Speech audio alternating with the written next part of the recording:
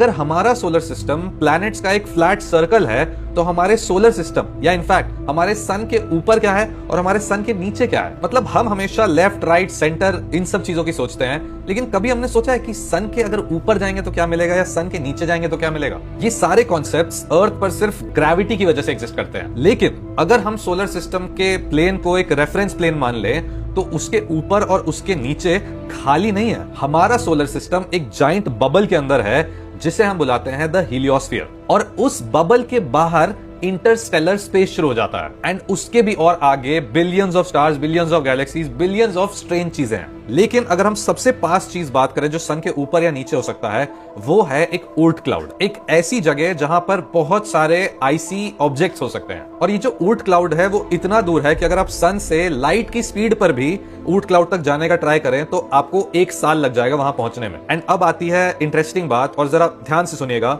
क्योंकि हमारा जो सोलर सिस्टम है, हमारा सन है, वो एक जगह पर सब कुछ नहीं हो रहा है। ये सन जो है ये भी चक्कर लगा रहा है हमारे सेंटर ऑफ द गैलेक्सी का। मतलब कि एक पॉइंट ऑफ टाइम पे हमारा सन एक जगह पे नहीं रहता, वो कहीं कहीं जाता रहता है। एंड उसी के साथ साथ हमारा सोलर सिस्टम भी जाता रहता है। एंड जो मॉडल हमें बचपन से पढ़ाया गया कि एक सन है, उसके अराउंड सारे प्लैनेट्स हैं, ऐसा बिल्कुल नहीं होता।